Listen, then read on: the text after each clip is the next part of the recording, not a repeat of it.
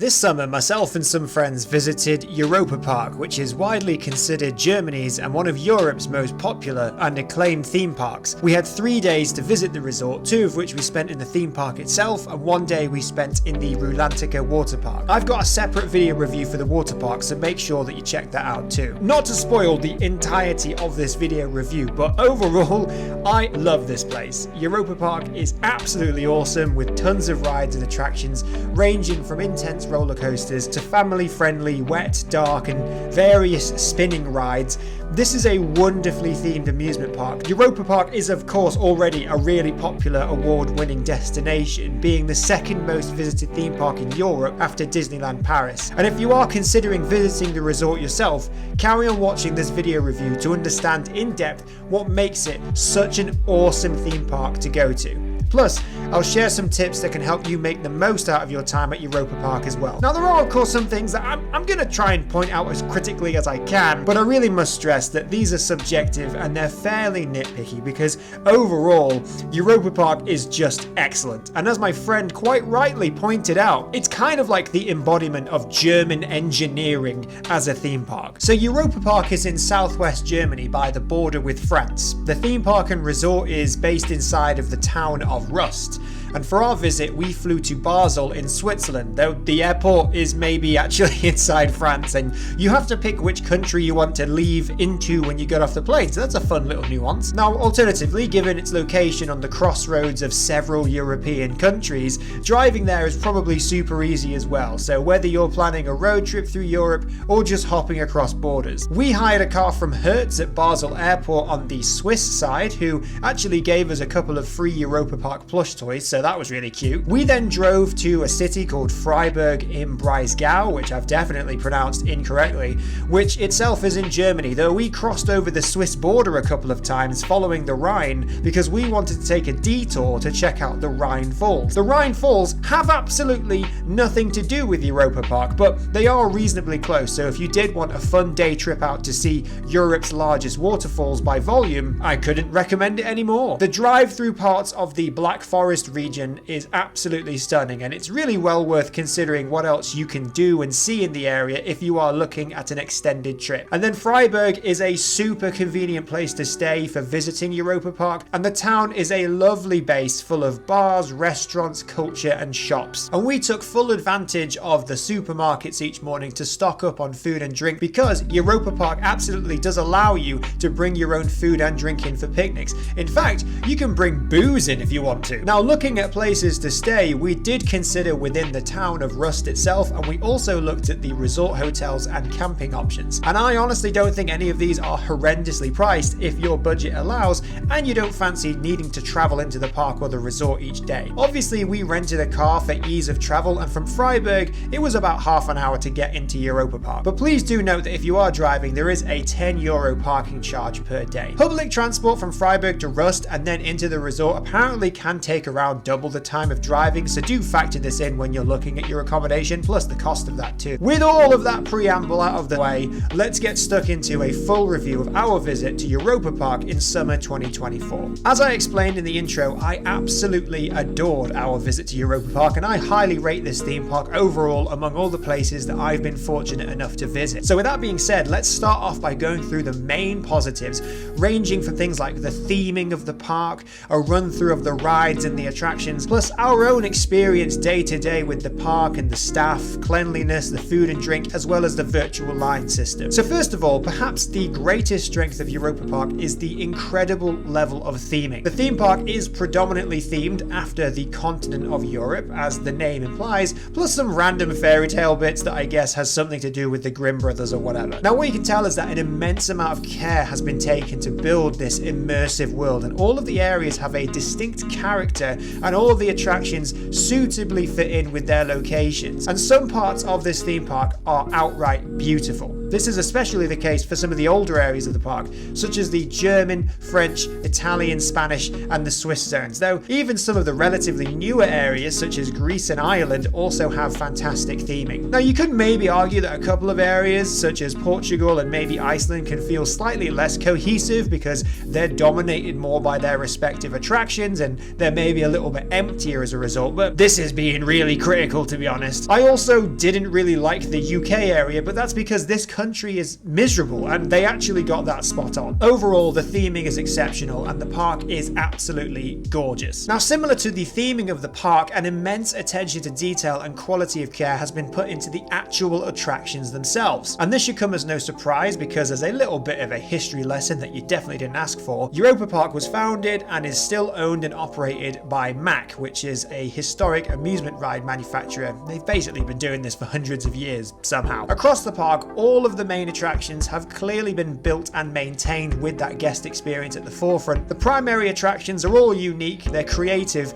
and they work excellently in their respective themed areas. Maybe with a couple of exceptions, but we'll get into those. Even relatively smaller rides are still themed really strongly and they have lots of character, such as the Christopher Columbus ride in Spain or the spinning boat swing in Ireland. Frankly, everything appears really thoughtfully designed and nothing has been half-arsed or built on the cheap, except for a really random small world type ride in Russia, which, to be honest, is just a bit crap. And not only are the attractions really well built and maintained, there's just bloody loads of them, and we visited Europa Park over the course of 2 full days, and despite joking about trying to ride everything, we absolutely couldn't fit everything in without sacrificing on some re-rides or, the ability to eat and drink every now and then. And all of this is really just to say there is a tremendous amount of value in visiting this theme park. And I also want to make it clear that we didn't need 2 days because of waiting times or because we were otherwise delayed by anything other than our own desire to occasionally sit down and have a rest. This place is massive and it has so many different rides. And something that massively stands out is the amount of innovation that's been put into these attractions. Don't get me wrong, Europa Park has more than its fair share of, shall we say, imitation, and I'll get into that later on in the review, but this being said, the more recently built attractions are really original and they use innovative technology. Arthur, for example, is a relatively unassuming ride that we knew nothing about. In fact, we just thought it was funnier more than anything that the theme park's one piece of IP was some random animated trilogy from the mid-2000s. And with zero expectations, we were all pretty enchanted by the creativity and innovation on display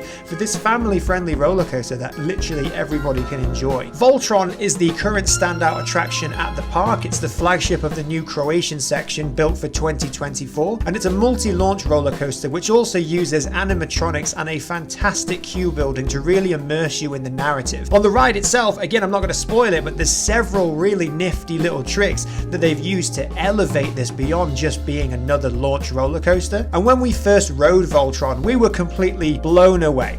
We all got off it, we were laughing, and we said to each other, we are now jealous of anyone who gets to experience that again for the first time. Blue Steel Megacoaster, which has a really silly name, is one of the other flagship attractions. Built in 2009, this is a fairly older roller coaster, but it's still really impressive nonetheless. And something that's noteworthy about this ride and all the other rides really is that the experience was very smooth, much owing to the fact that they use these incredibly comfortable chunky restraints that are not like uncomfortable over the shoulder harnesses. It's a good mixture of making you feel exposed but also at the same time quite cozy and safe. There is lots of great landscaping. The ride wraps itself around the area through tunnels, rocks, and you invert past near misses. Nearby, also in Iceland, is perhaps our group's second or third favourite ride overall, and this is Wodan. So Wodan Timber Coaster was built in 2012 and it's very prominent and quite imposing as you enter the Iceland area. And I really appreciated the indoor, heavily themed Nordic queue line, which gave very strong dueling dragons vibes. As a wooden coaster, it's a very loud ride, which adds to the tension as you're waiting in the line, and this is especially enthralling as it rolls through the station mid-ride. Now, Silver Star is one of the other flagship attractions. I have my own slight reservations about its theming, but I do enjoy that this is a straight-up big-ass roller coaster. Silver Star is the highest roller coaster in Europa Park at 240 feet, and it features a really steep first drop of of 220 feet. Formerly it was the highest coaster of its kind before the Shambhala ride at Portaventura opened, the latter of which is a very similar ride if you've been on it. Looking at some of the less intense attractions, there's lots of high quality on display and plenty of innovation. First of all though, there is Pirates of Batavia, which whilst it is maybe a tad derivative, is still packed full of really impressive special effects, animatronics and set pieces. It's a really strong, slow moving dark ride that never really seemed to have much of a wait time, and it was a great way to have a reprieve from the thrill rides. Other water rides such as Poseidon Water Coaster and Atlantica Super Splash are likewise really great fun, again with excellent theming in their surrounding areas. Poseidon is a solid ride that combines the elements of that sort of tidal wave ride with a substantive roller coaster section. And this coaster part is not all too intense, it weaves around the Greece area really nicely, and the whole thing finishes in the lagoon with a satisfying final drop. I will dock it points because it's a little bit rough and janky, but I will add it points because Poseidon was the only ride to feature a live actor who was just this dude wearing a toga awkwardly spraying us with a super soaker. I don't know why, but I like it. Atlantica Super Splash is again excellently themed over in Portugal, and it's kind of like a stripped down version of Poseidon without the roller coaster part, though there is this fun little false drop after the lift hill. Atlantica features a very scenic and enjoyable big drop, also with the benefit that you don't get too wet either, which I kind of like because even though we visited during a very sunny and hot couple of days, I think it was like a mini heat wave or something, Europa Park is still in Germany. Plus, if you time this ride with the regular recurring diving show by the pirate boat, you can enjoy an extra little bit of theatre. We actually stopped on the boat for a drink in the sunshine to enjoy the diving show as well as views of the Atlantica ride. It's a really nice place to have a little chill if the weather is good. Staying with this aquatic theme, a couple of other nearby water attractions include the Fjord Rafting Rapids as well as the Log Flume. So the Rapids is a pleasant ride which again, unless you're super unlucky, it doesn't go out of its way to get you very wet. The Tyrol Log Flume, which is located in the Austrian section of the park, is a slightly different story because depending on where you are sitting in the log, you could get absolutely sodden. On our first ride, I was very unfortunate to get completely overwhelmed by this large blast of water following the first drop, which I will say is deceptively splashy. Now I personally rate this log flume pretty high on my all-time list of log flumes, but that list isn't very long. Nonetheless, it doesn't outstay its welcome and it intertwines really nicely with the nearby Alpen Mine Train coaster as well as the Children's Adventure Trail. Now moving on to some other drier mid-tier attractions that are fun for all, possibly the ride that gave me personally the most giggles is Euromir, and this is named after the old Russian space station with an associated Russian space theme. This thing has got the most repetitive but still catchy Russian techno beat that just had us basically in hysterics the whole time. It's a spinning coaster that wraps itself around an imposing cylindrical set of structures, and honestly I can only assume that this ride is unintentionally funny. It's a little bit rough, so be prepared to be jolted around just a little bit. The Swiss rides are quirky side attractions that should give you a giggle if the wait time is low and you're wandering between themed areas, because Switzerland, much like in real life, is very much in the central crossroads of the theme park's geography. The bobsled is fast, windy, and also low-key had me a bit concerned because it's basically just a slide where your train has wheels rather than an actual roller coaster track. It's also housed within this very lovely courtyard area where you can sort of get lost. Just across the way is the Matterhorn Blitz, which is this quirky little mouse coaster. It has a very infatuating queue line with some pretty hideous looking animatronics, all of which I suppose adds to the charm. It's got this fun elevator section, which to be honest, I won't lie, is as good as it gets because the rest of the ride is incredibly painful. Laughter inducing, but it's quite painful. I did notice that the wait times get kind of long for this one, so I personally would not spend too much time queuing for it. It's a good one to check out towards the end of the day or when the crowds have died down a bit. Now, Pegasus is maybe the dark horse among all the attractions at Europa Park. It is a deceptively fun, fast, steep, and thrilling coaster that on face value looks like it's for children, but in actuality does give you quite a buzz. Again, if it's got a short line, it's well worth hopping on and just enjoying a quick and exciting little ride. Eurosat is certainly an exhilarating little ride, and I do really appreciate the Moulin Rouge nighttime theme. There's a moon character at the very beginning which had me in hysterics. However, if you've been on the original Space Mountain, or really any other variation of that ride from that era, then you've been on this roller coaster before. It is fun, but it always had a really long wait compared to other rides in the park, and we've frankly never felt the desire to queue up for it again. The concept though is very cool. Mashing Space Mountain into Spaceship Earth is inspired. It's just a bit of a product of its time, and in a similar way way, the Alpen Mine Coaster is really fun. It's got a lot of character. It is beautifully themed, and as I understand, in 2024 reopened with new theming. However, the ride is sort of just the same mine train you've possibly been on dozens of times in other theme parks. That's not a criticism, it's just an older roller coaster that has many other variants. Both of these rides also share something in common that I'll get into a little later in the review, which is the VR headset extension. Now, I personally didn't try it, but 2 people in our group did, and their opinions were, shall we say, bad. Finally, there are some slower, easier going and more classical attractions, many of which you probably know what you're going to get. Voletarium is probably the definitive standout easygoing attraction. I will straight up say that this ride is European soaring, but you'll still enjoy it. It's a feel-good, highly pleasant experience, and we actually found that this was the best ride to finish the day on. And now in the French area, when we're talking about heartwarming and feel-good rides, there is Madame Freudenreich's Curiosities, which is honestly just a delight. In Scandinavia, there's a relatively new ride called Snorley Tours, which, although it is just basically a big advert for the water park, it's also pretty unique and innovative for such a small dark ride. Greece also has a couple of dark rides that they are slightly derivative of other theme parks, but they still deliver nice, fun experiences to help break up the day. More generally, there is a swinging boat ride, there is a Leonardo da Vinci inspired flying pedal ride, there is Italian It's a Small World, there is Italian Haunted Mansion, there are several slow-moving fairy tale adventure rides that are both amphibious and on land, plus there are various fairground-style flat rides in the British, Irish, and the Spanish areas. The Austrian section also features a really gentle boat ride on the lake, and the boats do have tables if you want to have a quick snack and a relax. And what I really like is that even though many of these are just template rides, the attention to detail and care paid to theming them is still brilliant. And my last piece of advice here is to definitely give the small monorail a ride. If it's got a short queue, it's a really lovely way to see the majority of the park at a gentle speed, and the trains are open and airy, so you can just sit back and relax and enjoy the scenery. And it's also a pretty good mode of transport if you actually want to use it for that purpose too. So as you can see, Europa Park has a lot of rides, perhaps even an intimidating amount of rides, but fortunately, to make this easier to manage,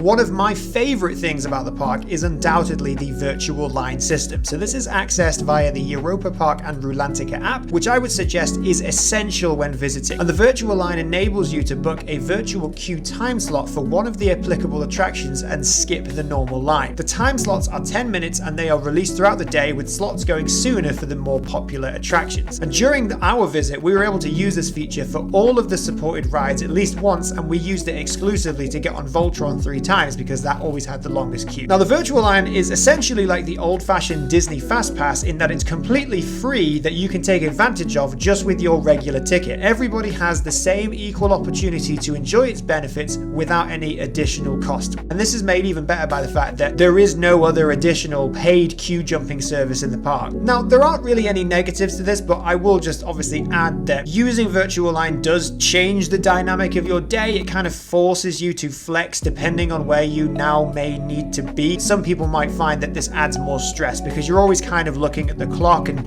looking at the app and checking to see when time slots are available. But of course, some people may also just really enjoy this, and ultimately you don't have to use the feature if you don't want to. Even though we did bring lunch with us as a picnic, we did have a budget set aside for sweet treats, so I can give a bit of a review based on that. Now, firstly, I just want to say that I don't think that anything in Europa Park was unreasonably expensive. But secondly, this does vary throughout the park, so I can confidently say that it does matter where you choose to eat, not only because the cuisine will be different, but because some places were just outright better value than others. We, for instance, got a coffee in Iceland, which was just from a machine, but for the same cost, you could get a barista-made coffee in an Italian-style cafe, which was obviously much better. Also in France, you could get this really indulgent chocolatey drink that you couldn't seem to get anywhere else. And as I say, our park budget was really spent on a few dessert options, so I ate some Black Forest donuts in the Luxembourg Square, which were tasty, and we had some waffles from Italy, and they came with ice cream. Again, these were great. There was a churro place in Italy that was very popular and always had a massive queue, but you know, we didn't try it. Now, interestingly, there is actually a Michelin star restaurant at Europa Park Resort, which is called Amelite. It's got 2 Michelin stars, and it's located outside the theme park in one of the hotels. It may be worth checking out if you are a foodie. Overall, the park food was good. It's not too expensive, and there's a really broad selections of things that you can try based on the different cuisines available in the different nations. Now, we found the staff at Europa Park were really good, especially because we don't speak German or French, and many of them would help us in English. Now, I'm not going to go as far as saying saying that they have that over-the-top friendliness of Disney World, where cast members would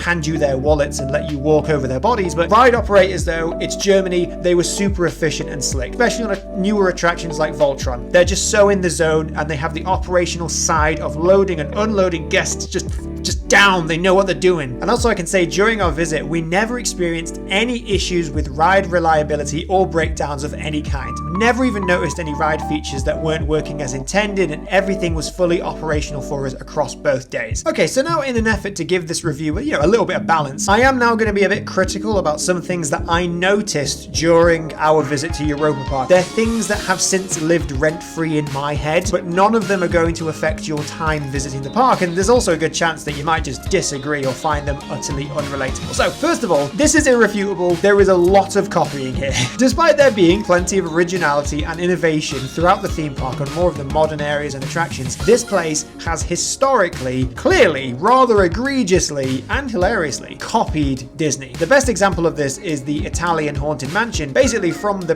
ride pre-show to the layout and the ride system, if you've been on the Haunted Mansion in California, Florida, or Paris, it's the same ride. Likewise, Pirates of Batavia is Pirates of the Caribbean with a slightly different geographical theme, plus everyone's Dutch. And I've already mentioned how Eurosat is Space Mountain but squidged inside the Epcot ball, and I find this really cool, but fundamentally, there's an Epcot ball. It's not the most discreet copy. Then there's the fact that the park mascot is a mouse, and he's got a bunch of furry animal friends. I mean, overall, I assume this legacy of imitation is from a time when Europeans would not have been so readily able to travel to or learn about Disneyland and its attractions, or it is all just one really big coincidence. Next up is VR gimmicks. So the proliferation of VR across the Europa Park resort, I just find it a bit unnecessary. For example, I hated the Galactica change to the original air roller coaster at Alton Towers, which I think was the first VR roller coaster in the world, and they made a really big deal about it, and it was just a bit crap. A couple of our group tried the VR version of Eurosat and they despised it. It made them feel unwell, the technology didn't work correctly. I would not spend €7 per ride to do a VR novelty experience. Finally,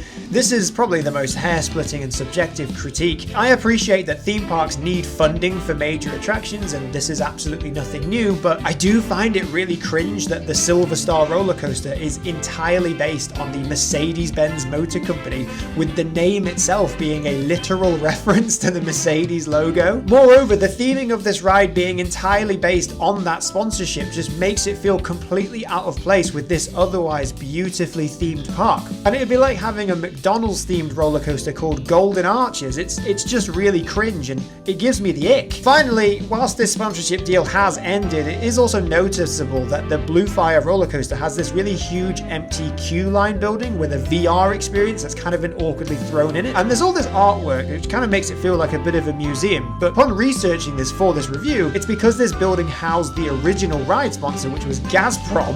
What relevance does a massive Russian oil company have to this small island nation thousands of miles away in the Atlantic, whose electricity grid is powered by 100% green energy? And as I say, these are all things that are not going to affect your trip in the slightest, and you probably won't even notice them. So before we wrap up this review, here are some additional things to be aware of before visiting Europa Park. So firstly, as always, it does make a difference to book in advance for the best price, as well as the convenience of walking straight in with an e-ticket on your phone via the app. So if you are visiting for more than one day, and potentially with a visit to Rolantica as well, for which I have also made a separate video review, it's definitely worth checking out a multi-day double park ticket. Next up, virtual line can definitely feel like a bit of a risk and reward at times, especially for the popular attractions. So if you want to make the most out of this, especially on a very busy day, you have to be on top of it. This does ultimately mean you need to be at the park for opening. Now, I will say that despite the implication being that you must be within the park gates, the app either is not that precise or it does actually include the resort area in that catchment, because we actually got a virtual line slot from the car park. So as soon as you get in the car park area, get on the app and see if you can get a virtual line slot. However, do also then be prepared to rush to each attraction if the slot happens to be imminent or within the next 10 minutes, because on our second day, we literally found ourselves running through the park because we wanted to get that virtual line slot and we didn't want to risk passing up on the next available time. Now, if you're not so keen on managing your day using the app, or would just prefer not to rely on virtual line, maybe due to practicality or the size of your group or something, you could do what we did on day one on and start your visit at the furthest reaches of the park, so somewhere such as Iceland, and go on those rides when it's much quieter before people have had a chance to build up those queues. Alternatively, you could just go straight for the Croatia section and go on Voltron first thing before the queue has had a chance to build up, hopefully then buying you enough time to scoot over to the other big rides before their wait times have increased. I honestly doubt that one day will be enough. We never queued for anything for longer than 25 minutes. It was still not enough to do everything in one day, and we didn't even bother with any of the shows or anything like that. However, if you do only have one day, to give yourself the best chance, you can use online tools in advance to estimate how busy the park is likely to be on that day throughout the year based on some sort of historical data. If you were to go in the low season, I don't know, maybe it's feasible to do everything in one day. Next, just be mindful that Europa Park is very European, which I suppose is fair enough. All of the important ride information is translated into English, so you don't need to worry about that, but just be mindful that cafes and restaurants, basically anything beyond the rides, is not necessarily going to be translated into English, so be prepared to use apps such as Google Lens or Translate or some sort of equivalent when ordering food and drinks. Bring as much as you need for the day. Europa Park is excellent in that you can store your bags and items either in the free lockers, containers, or with you on rides as appropriate. There are no restrictions and there's no requirements for you to pay for storage, so if you think you're going to need spare clothes or food or drinks or booze,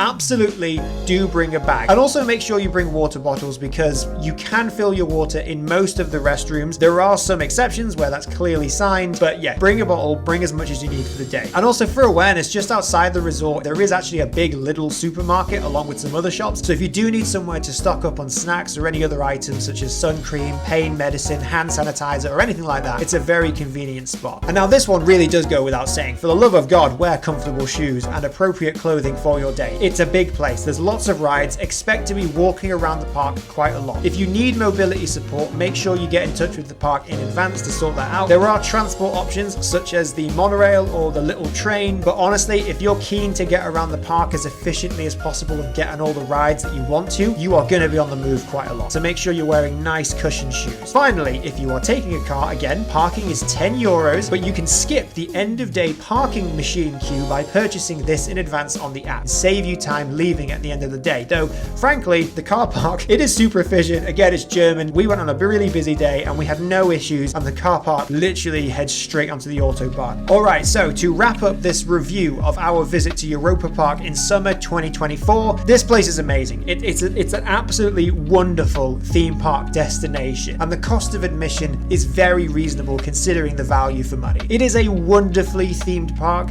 which has a fantastic range of rides and attractions, and whilst I do have opinions regarding the derivative nature of some of the legacy attractions, odd sponsorships, and the tacked on VR sideshows, none of this detracts from how excellent this theme park actually is overall. And it certainly makes a compelling case for being the best theme park in Germany and among the best in Europe, and deserves to be recognized as one of the best theme park destinations worldwide. I am excited to visit this theme park again in the future. Now, I hope that you found this review enjoyable and useful if you're planning a trip of your own or you're interested in going, so please do feel free to let me know your thoughts, what you agree with or otherwise, in the comments. And please also like, share and subscribe to my channel, and make sure you check out my other reviews, including that of the Rolantica water park. Thank you again for watching, and I will see you soon.